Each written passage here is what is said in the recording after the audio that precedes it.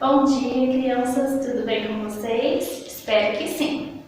Bom, antes de começarmos mais uma história, vamos fechar os olhinhos e orar a Deus. Pai amado, Pai querido, graças te damos ao Senhor, Pai, por mais um dia que o Senhor nos permitiu a cada um aqui, que tudo que seja feito para a honra e glória do Senhor, que o Senhor possa estar abençoando a mim, a cada criança também que está ouvindo essa história e o seu lar. Obrigada por tudo, em nome de Jesus. Amém.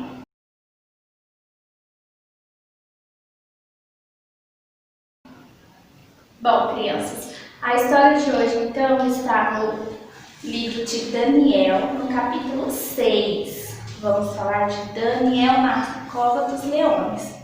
Mas antes de tudo, vamos falar quem era Daniel. Daniel era um jovem, muito sábio, inteligente, sem defeito, formoso, instruído na sabedoria.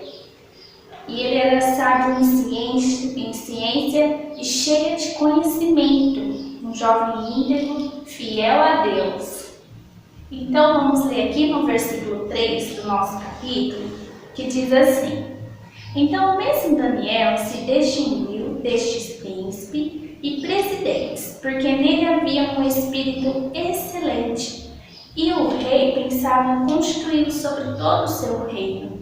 Naquela época, o rei colocou Daniel como governador, por ele ser um jovem com muita sabedoria, íntegro. Então, o rei escolheu para que ele fosse governador. Só que essa atitude do rei não agradou a todos. Os outros, que já estavam no reino lá de Dário, não ficou feliz. Por que Daniel? Então, esses outros jovens ficaram com inveja de Daniel. Ah, mas vocês sabem o que é a inveja? O que significa a inveja? Inveja é uma coisa muito ruim, né? E o que é a inveja? Ela quer dizer, se eu tenho uma coisa e você quer o que eu tenho, só porque eu tenho, isso é uma inveja, né? Querer aquilo que é do outro, não ficar satisfeito com o que você tem. Isso é inveja. Então aqui, os outros príncipes, os outros que faziam parte ali do reino de Dário, ficou com inveja de Daniel, né? Porque o rei escolheu ele. Então o que eles começaram a fazer? Começaram a procurar em Daniel algo que pudesse culpar ele, algo de errado que ele fizesse, para eles ir correndo e falar para o rei. Porém, como Daniel era um jovem inteligente, cheio de sabedoria, porque Deus deu a sabedoria para ele, não se achava nele nenhum erro, nenhuma culpa. Então, o que eles começaram a fazer? Começaram a pensar, fazer um plano para se livrar de Daniel. Então, crianças, aqui no versículo 5 fala assim, ó: Então estes homens disseram: Nunca acharemos ocasião alguma contra Daniel. Que eles procuraram e não acharam erro em Daniel. E eles falaram: se não procurarmos contra ele na lei do seu Deus. Então aqui eles sabiam, que se colocasse algo que impedisse Daniel, por exemplo, de orar a Deus, Daniel não iria parar, porque ele era um servo fiel a Deus, ao Senhor. Então eles foram propor ao rei que fizesse um edito, lá naquela época, um documento, afirmando que qualquer um que orasse a outros deuses, fazendo suas petições, mas que não fosse ao rei, durante o período de 30 dias, seria lançado na cova dos leões. Então, o rei assinou a escritura, o edito, Daniel, porém, quando ele soube dessa escritura que estava assinada, ele entrou em sua casa e foi para a sua janela, foi orar, como ele fazia sempre. Orava a sua janela, 3 vezes ao dia. E esse edito do rei não impediu que Daniel continuasse orando. Por quê? Porque ele era um jovem fiel, mais uma vez. Mesmo com tudo que estava acontecendo, mesmo que era o rei, ele era superior a ele naquele momento, ele jamais deixou de orar a Deus. E quando aqueles homens acharam Daniel orando e suplicando diante do seu Deus, então aqueles homens se apressaram, correram para ir até o rei para falar o que tinha visto. para falar que Daniel estava orando a Deus, mesmo com aquele decreto que o rei tinha assinado, que ninguém podia orar, né, no espaço de 30 dias. E aqui no versículo 14 fala assim, ó, ouvindo então o rei o negócio, ficou muito penalizado. Ele ficou triste, por quê? Porque Daniel era o braço direito ali, estava com o rei, cheio da sabedoria que era que o rei precisava. Então aqui no seu coração o rei queria livrá-lo, né? E por isso ele trabalhou até o pôr do sol para tentar salvar. Então, como não tinha um rei, o rei não podia voltar atrás daquele decreto que ele assinou. Então ele ordenou que trouxesse Daniel e que o lançaram na cova dos leões. E o rei falou, né, para Daniel: o teu Deus, a quem tu continuamente serves, ele te livrará. Olha só, o rei que não tinha o Senhor Jesus como único salvador da vida dele, mas olha o que ele falou para Daniel: o teu Deus te salvará, ele livrará você. Então foi trazida uma pedra e foi posta sobre a boca da cova. Então, depois disso, o rei se dirigiu para o seu palácio e passou a noite em jejum. E não deixou trazer à sua presença instrumento de música, e fugiu dele o sono, porque ele ficou triste de ter que colocar Daniel na cova dos leões, né? Lançar Daniel lá. E aqui no versículo 19 fala assim, olha, pela manhã cedo se levantou e foi com pressa à cova dos leões, o rei. Então ele levantou e foi mais que depressa lá na cova. Que ele no seu coração ele queria o quê? Que Daniel estivesse vivo, certo? E aqui fala que quando o rei chega na porta da cova, ele começa a chamar por Daniel, né? Ele chama Daniel, servo do Deus vivo. Ele chama. Então Daniel falou ao rei: ó rei, vive para sempre.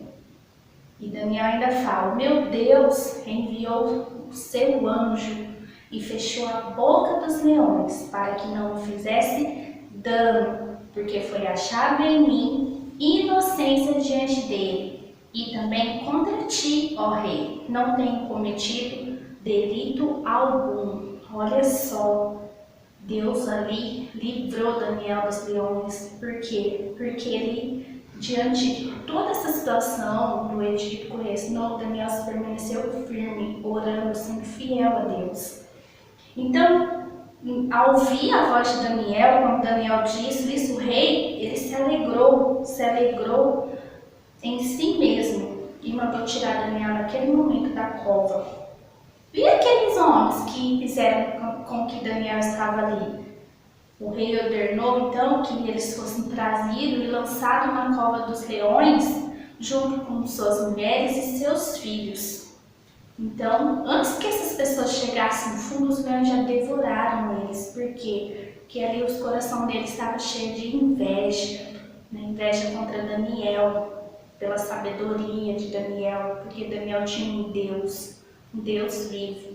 E aqui no versículo 25 fala assim: então o rei Dário escreveu a todos os povos, nações e gente de diferentes línguas que moram em toda a terra: a paz seja multiplicada. Da minha parte é feito um decreto pelo qual em todo domínio do meu reino os homens tremam e temam perante o Deus de Daniel. E ele ainda fala, porque ele é o Deus vivo, é para sempre permanente, é eterno. E o seu reino não se pode destruir, nem o seu domínio até o fim. Olha quem falou essas palavras, o rei falou isso do Deus de Daniel. E no versículo 27, preste bem atenção nesse versículo, continua: ele livra e salva, e opera sinais e maravilhas no céu e na terra. Ele livrou Daniel do poder dos leões. E depois de tudo o que aconteceu com Daniel, ele ainda prosperou mais 2 reinados, que foi de Sírio e de Pérsia. Então aqui nessa história nós podemos ver que não adianta ter inveja, né? Por que nós temos inveja?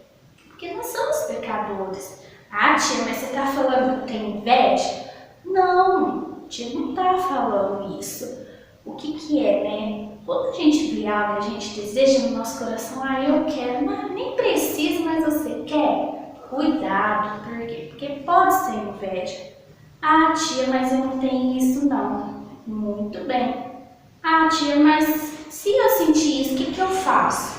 Oração, orar a Deus, né? Senhor, tire isso de mim, me faça mais fiel, me faça contente com o que eu tenho, contente com o que o Senhor me deu, com o que eu mereço. Mas eu quero tanto uma coisa e Deus não me dá. Calma, cadê? Lembra que a tia já falou sobre as respostas de Deus, que é sim, não e espera? Então, nessa história de Daniel, podemos ver tudo isso. Daniel foi cauteloso e, acima de tudo, foi sábio. Tia, mas eu não sei ser sábio. Como que eu faço para ter sabedoria? Aqui, na palavra de Deus, aqui temos tudo o que precisamos para passar, orar a Deus, pedir, dizer a Deus tudo o que estamos precisando e passando nesse momento. Então, espero que vocês tenham entendido a lição da história, né? Que mesmo com todos os problemas e dificuldades do nosso dia a dia, Deus está ali sempre do nosso lado para nos ajudar e nos amparar diante de tudo. Sem Deus nós não somos nada. Então nós temos que ficar próximo de Deus sempre. Tia, mas eu tenho uma preguiça de orar. Levanta a preguicinha mesmo e ora, pois nesse momento é o momento mais sagrado, porque você está falando ali com seu Pai, com Deus. Mesmo antes de você falar com Ele, Ele já sabe o que você vai falar. Só que a gente tem que falar da nossa boca, certo? Bom, crianças, a história de hoje foi essa. Espero que tenha abençoado cada uma de vocês e que logo possamos estar aqui mais uma vez.